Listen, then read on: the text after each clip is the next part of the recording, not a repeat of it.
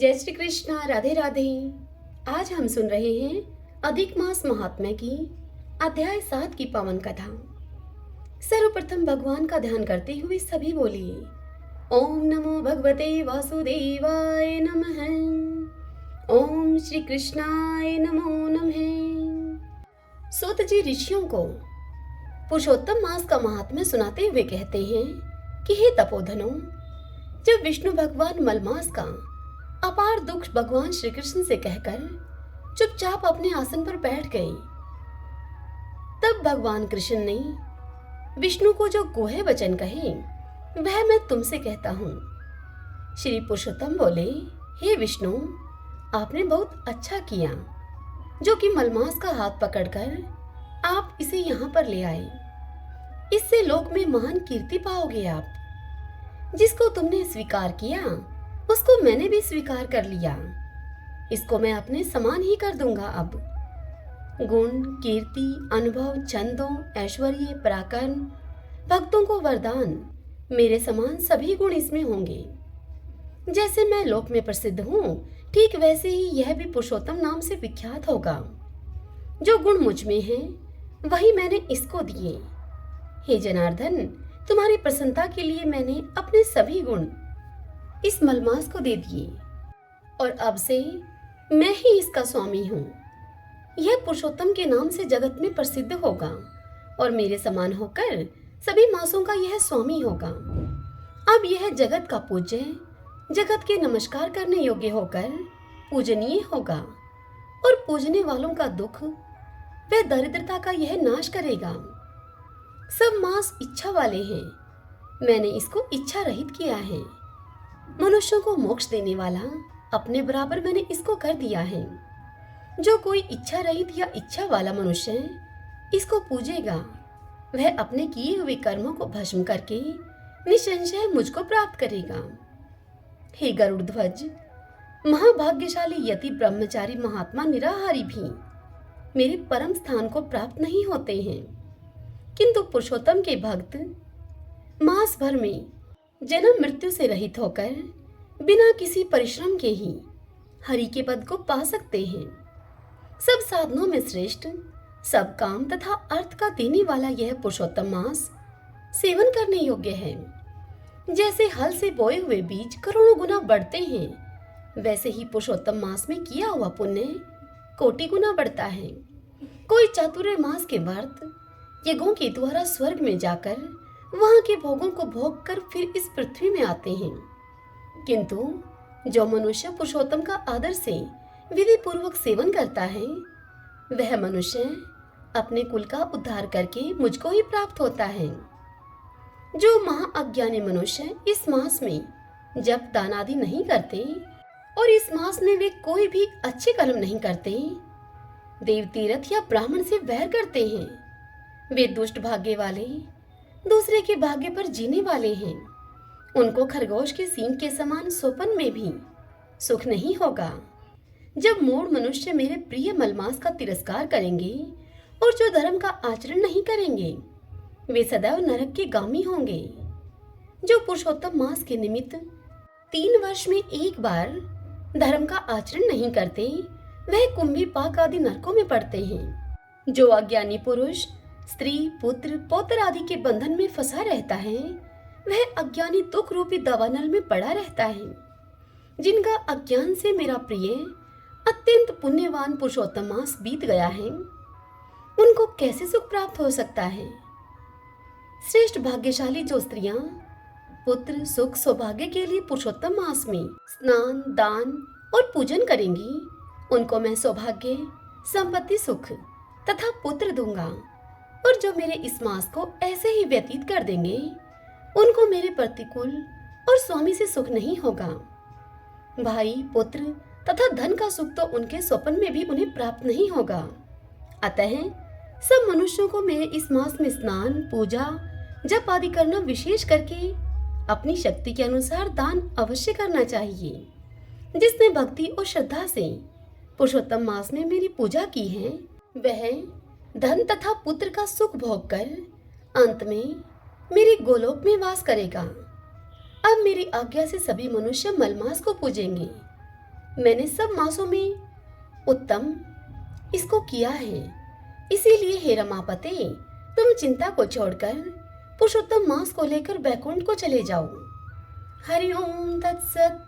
श्रीमन्नारायण नारायण हरि हरि, भजमन नारायण नारायण हरि हरि। आइए भगतजनों, अब हम पुरुषोत्तम क्षेत्र के महात्म्य की कथा को सुनते हैं। पिछले अध्याय की कथा में हमने सुना था कि किस प्रकार पुरोहित के भाई विद्यापति ने राजा इंद्रधुमन को पुरुषोत्तम क्षेत्र की महिमा को बताया। वहां की महिमा बताते हुए विद्यापति राजा इंद्रधुमन से कहते हैं कि महाराज, बुढ़ापा, रोग और शोक आदि दुखों का वहां पर अत्यंत अभाव है।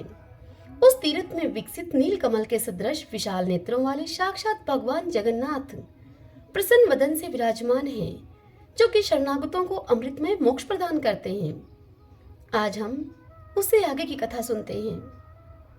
यह सब सुनकर इंद्रधुमन ने पूछा कि हे द्विजश्रेष्ठ, जन्म से लेकर कुछ काल पहले तक तो आप पुरुषोत्तम क्षेत्र में कभी गए ही नहीं थे, फिर आपने वहां के दिव्य वृतांत को कैसे जान लिया? यह सुनकर विद्यापति ने कहा कि हे राजन, मैं संध्या के समय पुरुषोत्तम तीर्थ में भगवान नीलाचलवासी विष्णु उनके समीप पहुंचा था। उस समय वहां दिव्य सुगंध युक्त वायु चल रही थी। आकाश मार्ग में देवताओं का सम्मिलित शब्द सुनाई पड़ता था। वहां विश्वावसु नामक शबर मेरा मित्र है। उसने दिव्य उपहार, भोजन तथा यह माला मुझे प्रदान की थी। कभी मलिन न होने वाली यह बहुमूल्य माला लक्ष्मी तथा राज्य का सुख प्रदान करने वाली है और दरिद्रता एवं पाप का संहार करने वाली है। इसलिए इसे आपके योग्य समझकर मैं यहाँ पर ले आया हूँ। भगवान विष्णु का वह उत्तम क्षेत्र सब ओर से घने जंगलों से व्याप्त है। नीलाचल उसके नाभि केंद्र स्थान है। लंबाई और चौड़ाई में वह वर्ग के हिसाब से 5 कोस का बताया गया है। तीर्थराज समुद्र के तट पर उसकी स्थिति है और वह सब ओर से स्वर्णमयी बालुका के द्वारा आवृत है। पर्वत के शिखर पर एक बहुत ऊंचा वट वृक्ष है, जो प्रलय काल में भी स्थिर रहता है। उसकी लंबाई 1 कोस की बताई है। वह फूल और फल से रहित तथा पल्लवों से सुशोभित है। सूर्य के हटने पर भी उसकी छाया में कोई परिवर्तन नहीं होता। उसके पश्चिम रोहिणी नाम से प्रसिद्ध एक कुंड है। वहां जल का उद्गम है। उसमें उतरने के लिए नील पत्थरों की सीढ़ी उसकी शोभा बढ़ाती है। कुंड के बाहर चारों दिशाओं में शैफ्टिक मणि की 4 वेदियां हैं। पाप राशि का संहार करने वाले पवित्र जल से भरा हुआ वह कुंड बड़ा ही मनोरम है। कुंड की पूर्व दिशा में जो वेदी है, उस वेदी के मध्य भाग में शंख चक्र गदाधारी इंद्र नीलमणि में भगवान विष्णु विराजमान है। वह स्थान वट वृक्ष की छाया पड़ने से सदा ही शीतल बना रहता है। भगवान का वह विग्रह 81 अंगुल ऊंचा है और स्वर्ण में कमल के ऊपर स्थित है। उस श्री विग्रह के मुखचंद्र से तीनों प्रकार के तापों का निवारण होता है। भगवान के दोनों नासिकापुट तिल के फूल के समान शोभा धारण करते हैं। प्रस्तरमयी मूर्ति होने पर भी भगवान के अधर पर मुस्कान की छटा रहती है। हंसी से खिले हुए युगल कपोलों द्वारा थोड़ी बहुत ही सुंदर दिखाई देती हैं। मुंह के दोनों कोने ऐसे दिखाई देते हैं मानो और किसी मूर्ति के मुखकोण कभी वैसे बने ही न हों। हास्य युक्त अधर, कपोल, ठोड़ी और मुंह के सुंदर कोने आदि को धारण करने वाले भगवान माधव विश्वकर्मा आदि शिल्पियों के लिए आदर्श बने हुए हैं। मकराकार कुंडलों से सुशोभित दोनों कानों के द्वारा भगवान का मुखचंद्र गुरु और शुक्र के मध्य भाग में स्थित पूर्ण चंद्रमा का उपहास कर रहा है। उनके गले के सुंदर आभूषण से शोभाजनक कंठ प्रदेश के द्वारा भगवान अपना दर्शन करने वाले पुरुषों के चित्त में दक्षिणावर्त शंख से मुक्तामणि के प्रकट होने की आशंका उत्पन्न करते हैं।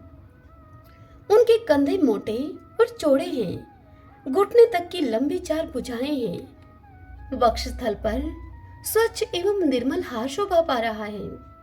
दिव्य कौस्तुभ मणि में पड़े हुए प्रतिबिंब के रूप में मानो वे 14 भुवनों को धारण करते हैं।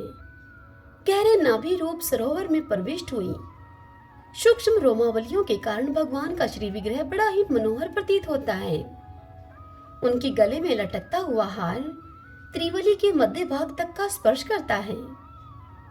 मोती की माला कमर के पास तक लटकी हुई है।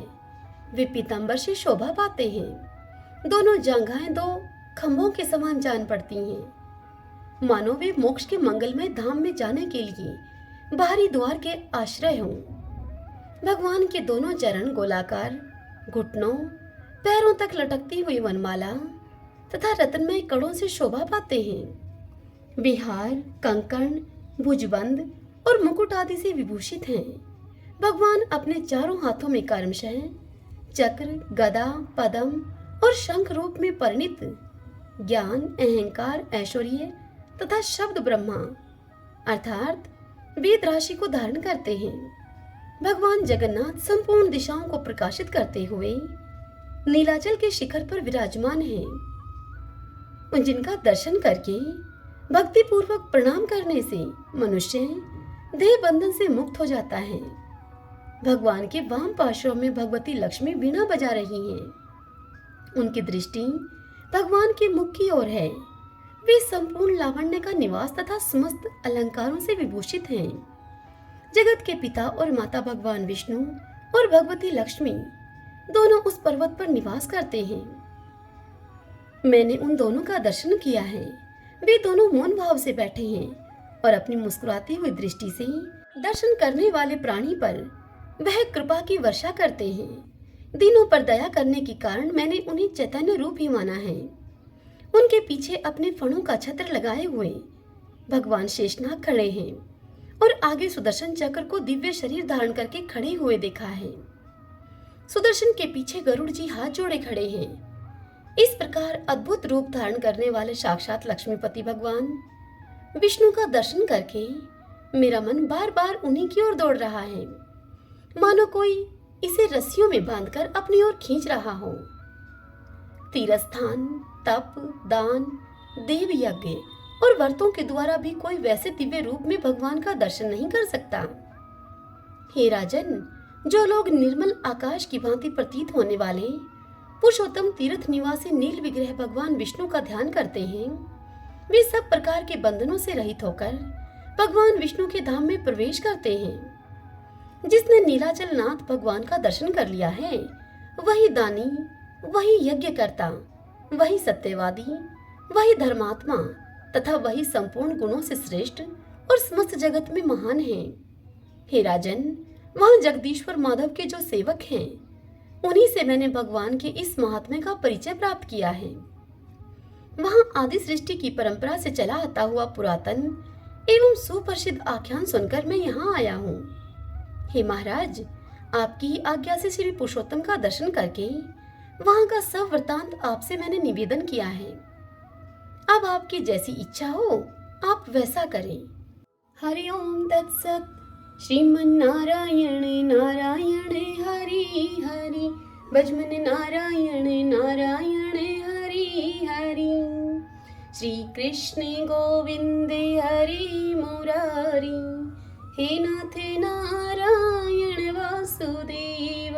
श्री कृष्ण गोविंद हरे मुरारी, हे नाथ नारायण वासुदेव। श्री कृष्ण गोविंद हरे मुरारी, हे नाथ नारायण वासुदेव। आशा करती हूँ कि आज की यह कथा आपको पसंद आई होगी। हरे कृष्णा।